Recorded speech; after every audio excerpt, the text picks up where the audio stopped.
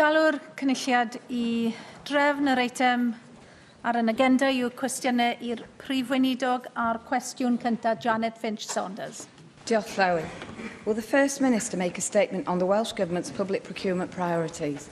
Well, procurement policy is focused on meeting the challenge of austerity whilst maximising opportunity for Welsh business and creating sustainable jobs as we exit the EU.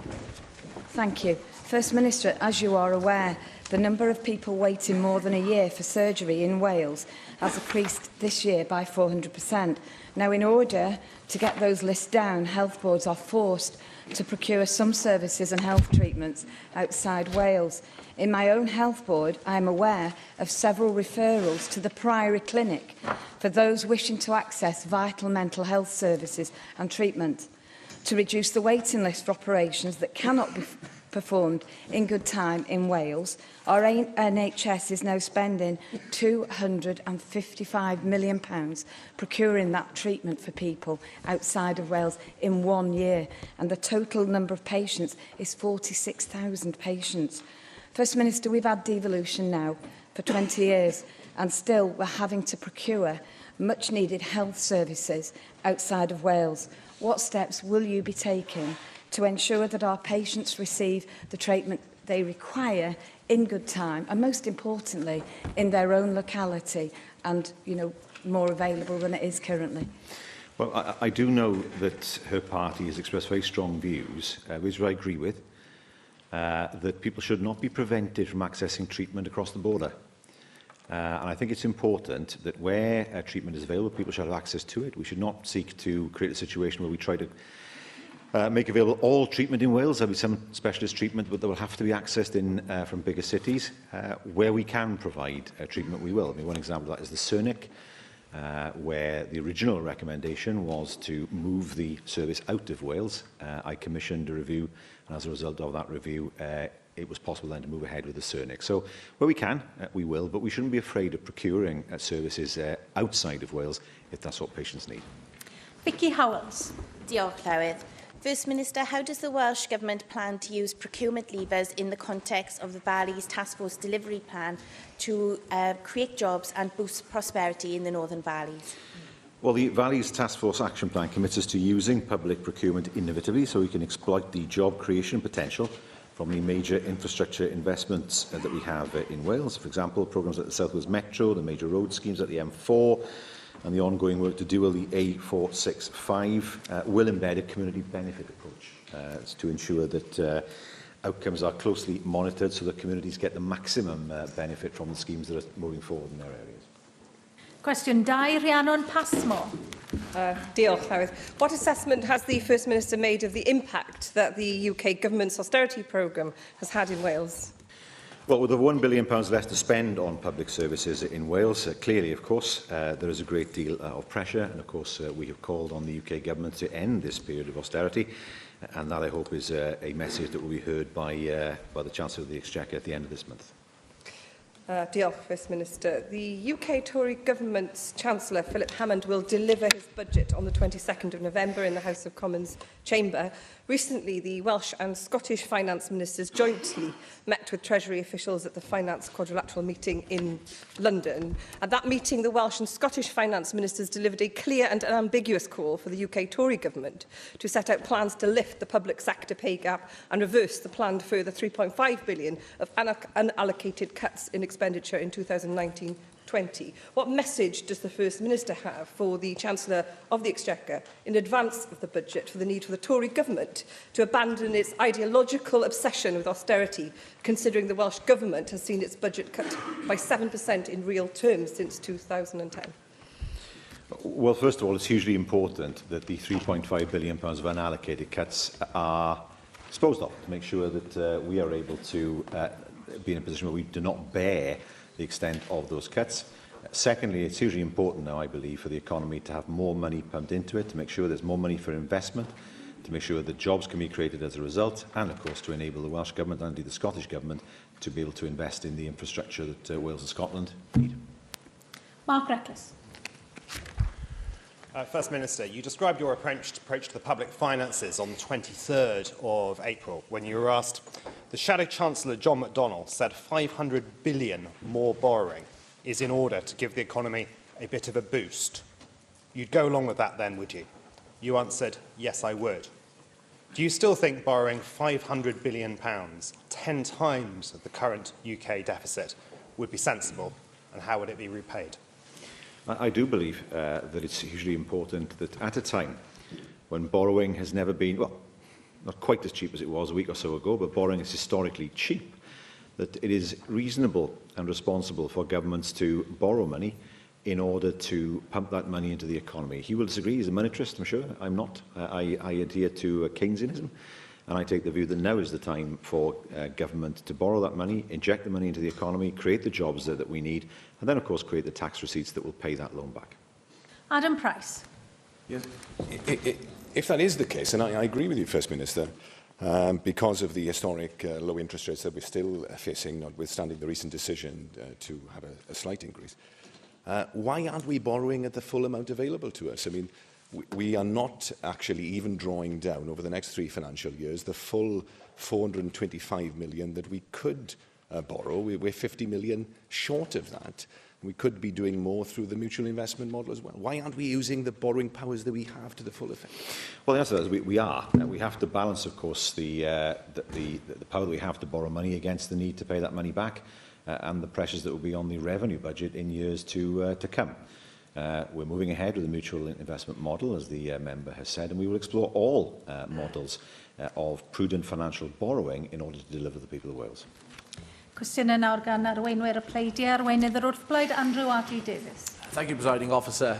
First Minister, recently we've had allegations put by a former Cabinet Minister and by a senior special advisor that in the last Assembly government that you were First Minister to, there was bullying, mind games, favouritism, deliberate personal undermining, and that culture was allowed to flourish unchecked. Also, the special advisor cited the behaviour as being pure poison.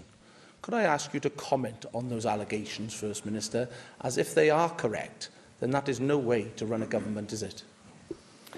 Well, first of all, can I say that I've heard the allegations of bullying by Leighton Andrews.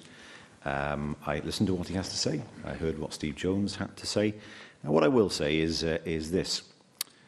If people wish to come forward to me and explain things to me about their experience, then I'm more than willing for that to happen, and they can contact me either through my office or through the Permanent Secretary. First Minister, the allegations are levelled very much at your office, and the allegations, or the people making the allegations, state quite clearly that they raised these allegations with you on numerous occasions and just gave up. They just gave up. They believed that they weren't being taken seriously and these issues were not being addressed. And indeed, in an Assembly written question to my colleague Darren Miller, who asked a question back in October-November 2014, you actually responded to him by saying that no allegations had been made. How can people have confidence that if they do choose to raise these serious concerns with you, that they will be taken seriously? And in the absence of them having that confidence, would you commit to referring these allegations for investigation by an independent third party so that we can fully understand whether they are serious allegations that stack up and actions required, or they have no substance and they can be discarded? I think it's hugely important that where people have concerns, they're able to express those concerns through a confidential process. I don't think doing it in the public domain is the way to do these things. And I invite people to come forward with any concerns that they might have and contact my office or contact the Permanent Secretary so I can make an assessment of what was said to be happening at that time. Is it fair to say, though, First Minister, that these allegations were raised with you at the time because both individuals, senior individuals within the government, are categorical in their allegations that they say they were raised on numerous occasions with you, not just on one-off occasions, but they were raised on numerous occasions with you, and indeed they were levelled at your office? They weren't levelled at the wider government structure, they were levelled at the office of First Minister. So can you confirm that, not like the answer you gave Darren Miller back in 2014, that these allegations were raised with you and that you did investigate them at that time? And as I said, if they do stack up, will you commit to referring them to an independent person so that they can be looked into and actually these actions addressed? What I can say is that any issues that were brought to my attention at that time were dealt with. And that's what the answer was given, and that answer is correct, back in 2014. If, however, there are other issues that people want to bring forward, then they are welcome to do so. But he asked the direct question, were these issues, were any issues raised with me dealt with? The answer to that is yes, they were dealt with. Rwynydd Grŵp UKIP, Neil Hamilton. Well, I'm sure the First Minister would have seen this morning in Wales Online that Martin Shipton has written a piece about the subject that the Leader of the Opposition has raised. And he said that he was invited to a dinner in late 2014 at a friend's home where Carl Sargent and other senior Welsh Labour figures gave him a disturbing insight into an aspect of the Welsh Government he wasn't familiar with. And it said that he was shocked to hear from Carl and others of the poisonous atmosphere that existed at the heart of Welsh Government, claims of instances of undermining and petty sniping that went on, that you had been told of these problems but hadn't done anything about them. So does that not fly in the face of what you've just said to the Leader of the Opposition? I cannot possibly comment on issues that I have no knowledge of, but if the journalists involved or others want to come forward and share what they have said unknown to me with me, I'd be more than happy to listen to them. Well, I'm sure the First Minister will agree that out of the tragedy of the last few days, it's important that we should learn lessons. And arising out of Carl Sargent's dismissal and the processes that were involved in that, the First Minister, as a barrister experienced in criminal law and procedure, said that he acted by the book. Now, Carl Sargent was given no opportunity to answer to him the allegations which had been made because no details were given. That flies in the face of one of the most fundamental principles of natural justice, to hear the other side of the argument before somebody is disadvantaged. Also, because the sacking was inevitably public, and the fact that allegations, although unstated, had been made of sexual impropriety, the publicity generated thereby was inevitably prejudicial, which again imperils the presumption of innocence. So if the First Minister acted by the book in this particular instance, does he now think that that book should be thrown away and replaced by another one which is informed by principles of fairness? Well, I think there are two things here. First of all, with the independent inquiry and with the inquest, I think it's hugely important that the whole story is told at once and not bits. And so I'm not able to comment on various things that have been said. I don't think it's right for anybody. I think it's hugely important the whole story is there for all to see rather than it come out in bits and pieces. I think that would be the right process at all. Secondly, do I think there are lessons for all parties to learn? There may be. And I think it's important that, that we as political parties do that. Politics is a very difficult business, we know that. People can be sacked from cabinets, they can be put into cabinets without any reason. People can go to an election count and they can find themselves in a job and then find themselves out of a job while a cheering crowd applauds the fact they're not in a job. And it is, in that sense, a very brutal business. But one of the things that struck me earlier on today is perhaps as parties we should consider how to take not the edge, not the need for forensic examination, not the debate, not the scrutiny out of politics, but to see how we can make it less brutal than it is. And I think that's something that, as all parties, we may want to consider in the future. Well, I, of course, have personal experience of being sacked, and I can confirm it's not pleasant. But nobody who is in politics can actually complain with any justice about being sacked because there's no justice about appointments in the first place. But the point in this particular instance was that the sacking was associated with the allegations which have been made against him. There is another way in which the First Minister could have dealt with this because Carl Sargent, as a Minister of the Crown, is governed by the Ministerial Code of Conduct as well, which says that Ministers of the Crown are expected to behave in a principled way that upholds the highest standards of propriety. And Damien Green, the First Minister, has been made subject of allegations of sexual impropriety, and those are being investigated, not by an internal party investigation, but by Sue Gray, who's the Director General of the Civil Service Propriety and Ethics Team. By contrast, the route which the First Minister chose was to send his special advisor to speak to the complainants. The solicitors now acting for Carl Sargent's family say that to appoint a political activist in these circumstances with no special expertise in undertaking a preliminary disciplinary investigation actually prejudices the outcome of this process. And it's actually as unfair to those who are making the allegations as to those who are subject to them, because if there are uncertainties now about the credibility of any evidence which is caused by that, because as the solicitors for Carl Sargent's family have said, there's a real possibility that the evidence of witnesses is being manipulated, and because of numerous conversations with witnesses by the First Minister's office creates uncertainty about that credibility, it really undermines the whole process for everybody that's involved in it. So would it not be better in future for these things to be examined independently of the political process itself? I think we must be very careful about suggesting that the words that he has used, the real possibility of manipulation, is a very, very serious suggestion and would need some very strong evidence to back it up. The family have asked for there to be an independent inquiry. I have ensured that steps are now moving ahead for that independent inquiry to move forward. It would not be right for the family if I were to go into the detail of events, because it would seem convenient to do so for me. I'm not prepared to do that, rather than allow the inquiry to take its full course, and then, of course, for all events to be examined at that time. I realise that there are some who will think me evasive as a result of saying that, but I do think it's hugely important that all this is examined. I've said that this is important. I understand that. It's important for the family, but it's important that all this is examined and a full picture presented at the right time. I think the family is owed that. Arweinydd Plaid Cymru, Lian Wood.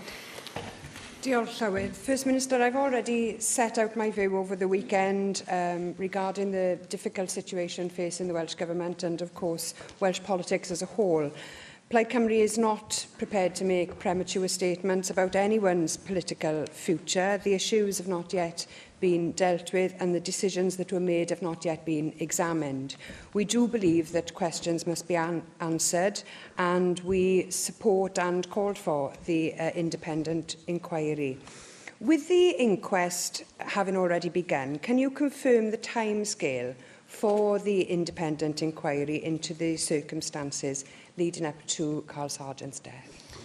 Well, the first thing to do, of course, is for a QC to be appointed, for the terms of reference to be set, and then, of course, it's entirely a matter for the QC who will act at arm's length. That process will need now to proceed as quickly as possible. I did notice one of the comments the coroner made yesterday was that he seemed to indicate that the inquiry would influence one of the outcomes of his inquest. We need to clarify exactly what that means, whether he wants the inquest to conclude, the inquiry rather, to conclude before the inquest or not. I think that's something that needs to be clarified. But from my perspective, I want to make sure that matters now proceed as swiftly as possible. And I think we can take it, First Minister, that once that information becomes available, you'll be prepared to share it with the Assembly as well. Following last week, there are questions over how we can ensure that disclosures are dealt with in a way that's fair to everyone involved. Now, I've found myself asking, how do we as political parties have the resources and the trained personnel to deal with allegations and to operate in a transparent way? Or could they be dealt with in a more independent way in the future? An independent and neutral authority might be more trusted, more impartial, more transparent than political parties are able to be.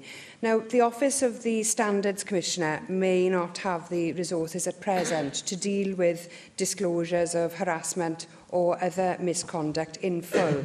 There's also a question about sanctions, what kind of sanctions could be placed on people. Do you believe that the Office of Standards Commissioner could be equipped with better resources, and that they should also look at meaningful sanctions to deal with such disclosures? I think the Leader of Plaid Cymru has raised a hugely important point. And that is, how can we create a complaints process that's different, not weaker, but different, a complaints process that supports all parties. We have to be honest, we are a small country, and we are all small parties. And I think there is great merit in exploring with the presiding officer how the Standards Commissioner might change roles from the current role. And I think that is something that useful discussion could be had amongst the parties. We know that sexual harassment occurs elsewhere in politics and in other industries as well. In fact, we can say that it exists in almost every walk of life. It remains a problem experienced by many people, not exclusively, but mainly women. And it remains an issue that needs to be tackled. One point we need to consider, all of us, I think, is how we can create the conditions and the culture for those who have experienced sexual harassment to be able to make disclosures safely in the future. Looking beyond the issue of disclosures and anonymity, can you tell us what steps could be taken to ensure that attitudes change so that harassment can be prevented from taking place in the first place? I think that is a question for all parties working together to resolve. We have to create a situation where complainants don't feel they're not able to come forward. And we have to create a system. Yes, we want to make sure every system is fair, everybody understands that. And from my perspective, I want to make sure that working together as political parties, we can create the correct atmosphere. And also to make sure, of course, that we are able to ensure that the processes, if there are new processes followed in the future, that they apply to all parties equally. There are many questions, I think, that will be answered. The Leader of Plaid Cymru is absolutely right to say that there are bound to be questions. I accept that. And those are questions that people want the answers to, and I accept that as well. And I think as political parties, we just need to see whether there is a way of changing the way that the Assembly deals with these issues, and those are conversations we may well need to have over the next few weeks. Question 3, Jenny Rathbone. How will the Welsh Government deal with the anticipated spike in child poverty in Wales as a result of changes to welfare benefits? Well, I'm concerned about the significant projected increase in child poverty in Wales driven by the UK Government's planned tax and benefits changes. Our child poverty strategy does set out objectives for tackling child poverty, and we're taking action to ensure every child has the best start in life. The Institute of Fiscal Studies has calculated that in Wales we will see a spike of 7% in the rate of increase in child poverty, which obviously is statistically huge. And we know that those on working age benefits are seeing a real cut in the amount of money they get to live off. What do you think that can be done to mitigate the policies of the UK government that obviously are not of our making, but what can we in Wales do to try and mitigate the appalling impact that this is likely to have on children in this situation? Well, let me give my colleague a number of ways in which we are dealing with that issue. Early implementation of the childcare offer is taking place in 7 local authorities. Started in September, delivering childcare to 4,725 children. For 27 to 18, we've invested over £38 million in the Families First programme, more than £76 million in Flying Start. We have allocated a budget of £400,000 for 2017 to 18 for positive parenting. Communities for Work, for example, has engaged with 11,000 participants, with 3,000 entering into employment. Those are just some examples of what we are doing in order to alleviate child poverty in Wales. Mark Isherwood. Thank you. We know that the figures show that, as a general rule, children growing up in working households do better in school and adult life. How do you respond to concern expressed since the recent publication of the Office of National Statistics figures for 2016, showing that the number of children living in long-term workless households fell by 92,000 across the UK last year, down in Scotland, Northern Ireland and England, and it's actually down by 500,000 since 2010, but actually increased in Wales? Well, I think, first of all, if we look at our figures, historically we have seen an increase in the rate of employment in Wales and a decrease in the rate of unemployment. But it's not sufficient simply to look at whether people are in work or not, because we have to look beyond that and understand what people are earning. We used to say that if people found a job, then that was a route out of poverty, yet we know that in-work poverty is one of the scourges that we have. We know, we've heard stories of nurses having to use food banks. And that's why it's so important, I believe now, for there to be a loosening of the bonds of austerity by the UK government, for money to be made available for the devolved governments to make sure that we can look now to improve the incomes of our public sector workers, many of whom, of course, have struggled in terms of their pay rises for some years. Cwestiwn 4, David Rees. Will the First Minister make a statement on the future role of enterprise zones in Wales? Yes, the Enterprise Zone programme has a strong track record of delivery, with over 10,000 jobs having been supported across the 8 zones in Wales. And we do remain committed to supporting the programme, which has served as a catalyst for development and investment. Thank you for that answer, First Minister. And in July, your Cabinet Secretary for Economy and Infrastructure made a statement on enterprise zones, in which he stated that the Enterprise Zone programme continues to contribute to the Welsh Government's objectives for its programme of government, and I fully support that. Last month, in a letter to myself, he stated the strategy for the Port Talbot Waterfront Enterprise Zone, I quote, is based around established employment sites in the area which have significant capacity for supporting further business investment.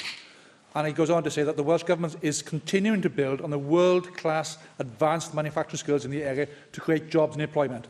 Now, I fully support that ambition and the direction of economic growth for Port Talbot, and want to see it come to fruition, in fact, particularly as the long-term future of the steelworks is still unclear, with the joint venture not having the detail yet for that at the joint venture, or the relining of the blast furnace number 5 being made quite specific yet. Now, First Minister, as you know, the enterprise zone in Port Talbot actually includes Baglin Industrial Park, with its associated covenant, which says it's to be used for industrial purposes. Therefore, can I ask you to listen not just to my voice, but to the voices of over 8,500 of my constituents, and reject approaches by the Ministry of Justice to use that land for a prison, but instead stick to the Welsh Government's plans to use all the land within the enterprise zone to support business investment that delivers economic growth and job creation based upon the skills base within Port Talbot. I can tell you a prison will not do that. Well, my friend the member for Aberafan has been a staunch advocate for the views, or I've seen them with many in his constituency who have opposed the prison. What I can say to him is that, as a government, we have written a letter to the Ministry of Justice. We have sought urgent clarification of, in terms of a number of questions that we have asked. I've not yet seen a response, but the response to that letter will inform our further consideration in terms of how the land might be used. Russell George.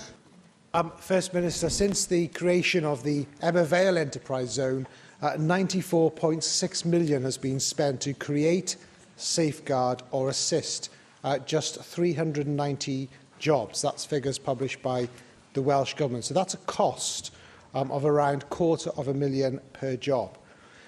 Now, given that the key plank of enterprise zones is job creation, these figures indicate to me that there's a huge level of investment has not been good value for money. Can Wales afford another 5 years of investment on this kind of scale for the kind of return that I've highlighted? Well, I have to say to the member that enterprise zones take time to come to full fruition. A huge amount of investment has gone into the Ebervale area. We see, of course, what has happened on the old steelworks site. We're seeing the dualling of the A465, which will help Ebervale and the surrounding communities. And, of course, we know that he will know that we are investing a substantial sum in developing a technology park in the area. With enterprise zones, they have to be judged in the long term rather than the short. Dai Lloyd. Diolch yn fawr, Llywydd. Turning back to the Port Talbot Waterfront Enterprise Zone, plainly, as David Rees has outlined, local people do not want a super prison on that site, and as the landowner, the Welsh Government can prevent it. So the question people are asking is, what are you doing to stop the sale of this land to the Ministry of Justice? Well, I refer back to the answer I gave to the member for Aberafan, and that is we have written to the MOJ with a number of questions. I've not seen that response. The response to those questions will form a part of our future consideration. They revolve around what the plans are for the site in terms of the type of prison. They revolve around What the future then is for Swansea and Cardiff prisons, we've asked those questions, and we are not in a position to proceed further with this until we get answers to those questions, and those answers must be satisfactory. Caroline Jones. Diolch, Llywydd. First Minister, enterprise zones should be a fantastic way of regenerating some of Wales' most deprived regions, but the reality is somewhat different. Some of the zones are working well, attracting private investment and rejuvenating their local economy. Others are simply operating because of government funding and support a handful of jobs. First Minister, if the enterprise zones were truly successful, there wouldn't be the land available to build a prison in one of the zones. What does your government plan to do differently to ensure that all enterprise zones attract private sector and infrastructure investment into their respective regions and create new jobs for local people? Well, they do, but of course some will grow more quickly than others. There will be some parts of Wales that, because of their location, their geography, will find it easier than other enterprise zones. But that's what enterprise zones are designed to do, to overcome some of those difficulties. As I said earlier on, we must judge enterprise zones on what they deliver in the longer term, because, of course, much investment is put into infrastructure. Investment is often put in for training, and it's through the development of that investment that we then see jobs being created in the longer term. Cwestiwn 5, tynwyd hwn yn ôl. Cwestiwn 6, felly Gareth Bennett. Diolch, Llywydd. What steps is the Welsh Government taking to alleviate the increasing congestion on motorways and trunk roads in South Wales Central? Well, if we follow the advice of his former party leader, it's reducing immigration that's the key to doing this. But tackling congestion is a priority focus of the Wales Transport Strategy and the National Transport Finance Plan. We'll continue to work with Transport for Wales to advance our vision for delivering a transformational integrated transport system in Wales, providing high quality, safe, affordable and sustainable transport for all. Yes, thanks for the latter part of the answer. I agree that integrated transport is crucial. One aspect I wanted to touch on was lack of roadside information. Many motorists have observed that on major roads in England, there is often better information available on digital road signs than here in Wales. For instance, estimated travel times to particular junctions, which can warn motorists of imminent congestion. Would you agree that more digital information could be made available, and can the Welsh Government help to provide this? I'm aware of the signs I've seen in England, but I have to say they're not accurate often. I've timed myself when I've seen those signs, and then well, how can they be? Because they can't provide for what's ahead in the traffic, what might happen. Any number of things can interfere with the flow of traffic. That said, of course, we'll continue to keep under review what further information might be made available for drivers in order for their journeys to be made easier. Vicky Howells. First Minister, flexible working patterns could provide one key to alleviating pressure on our motorways and trunk roads at key times. What work is the Welsh Government done to speak to big employers about the benefits of flexible working? Well, this is something, of course, we want to ensure is very much part of working in the future. In terms of flexible working, I can say that we have funded travel plan coordinators who've worked with employers across Wales to encourage sustainable travel. The travel plan coordinators worked with organisations from a range of sectors, including local government, health, education, anchor companies and regionally important companies across Wales. And they provided advice and support on the measures that could be adopted by business to reduce car journeys, promote sustainable travel through the implementation of travel plans. And that, of course, means that it's, as part of those measures, rather, advice was given as to how to promote active travel, car sharing, video conferencing, home working, and, of course, flexible working. Mick Anthony.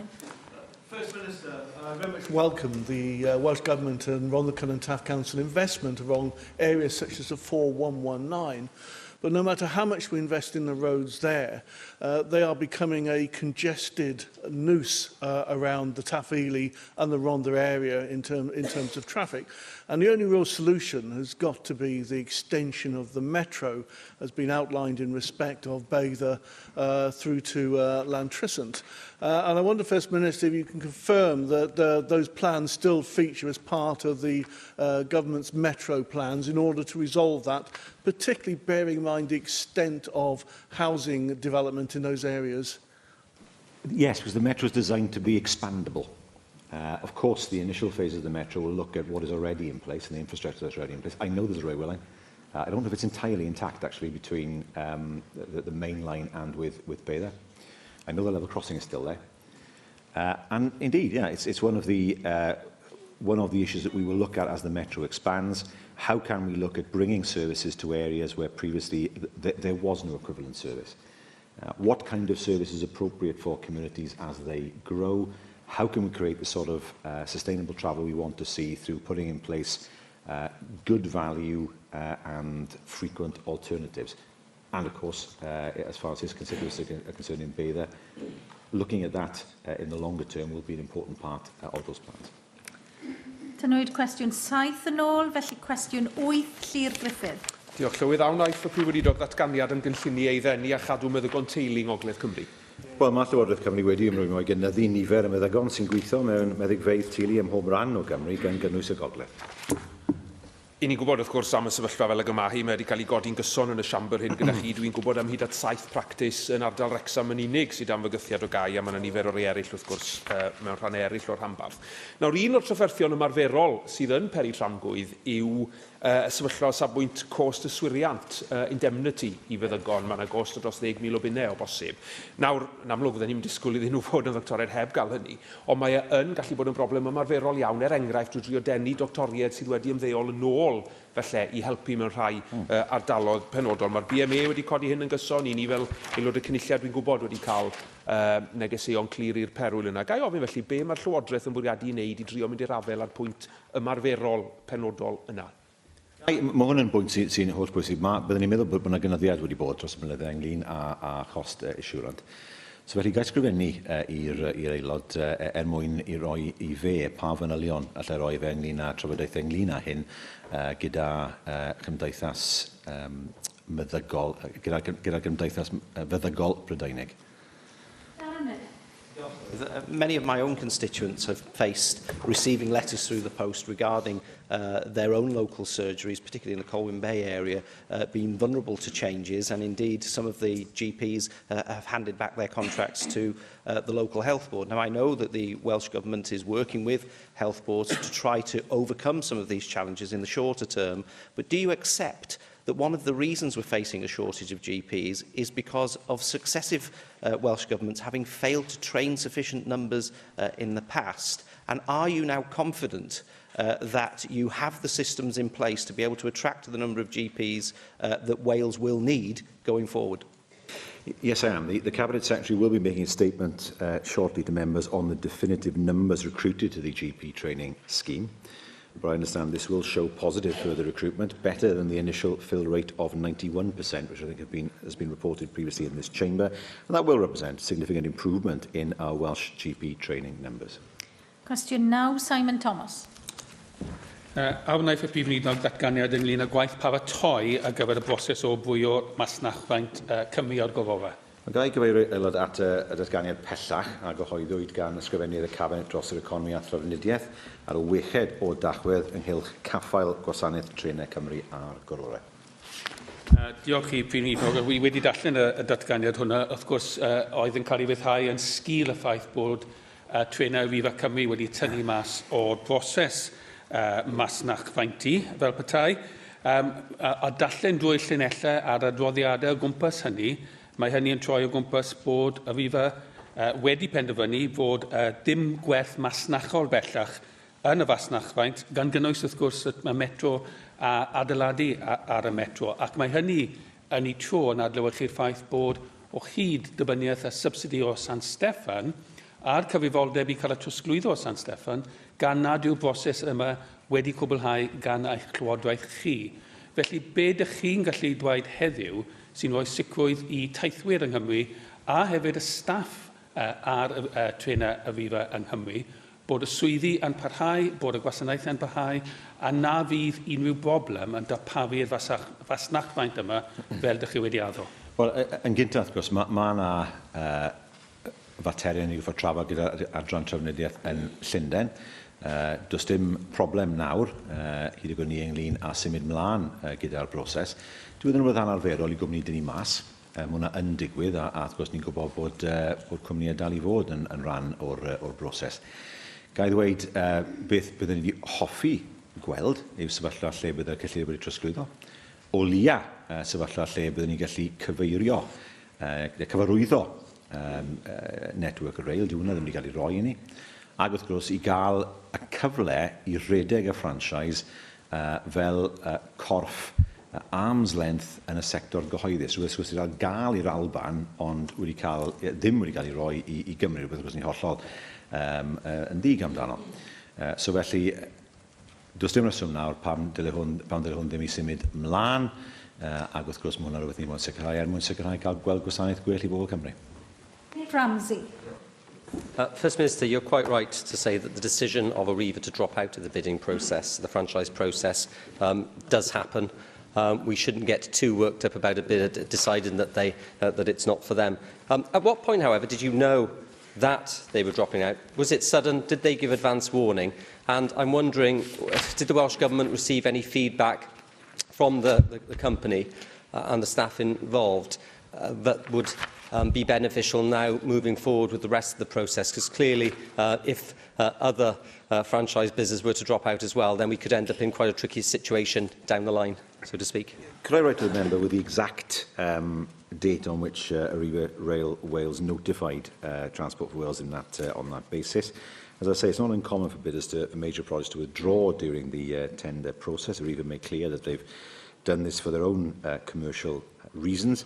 And I will share what I can with the member in terms of information surrounding the Arriva's decision. What I can. I mean, there'll be some issues, obviously, that I can't disclose, I suspect, for commercial reasons. Sian Gwenllian. Ychydig wythnosau nôl, fe ddaeth i'r amlwg na fydd trena newydd gwasanaeth Great Western Railway sydd yn gwasanaethau De Cymru yn cynnwys unrhyw arwyddion na chyhoeddiadau yn y Gymraeg. A fel y disgwyl, roedd yna nifer o gwynion i'r cwmni gan deithwyr yn dilyn y newyddion yma yn condemnio'r penderfyniad gan gynnwys gyda llaw gen y cyn-weinidog y Gymraeg Alun Davies.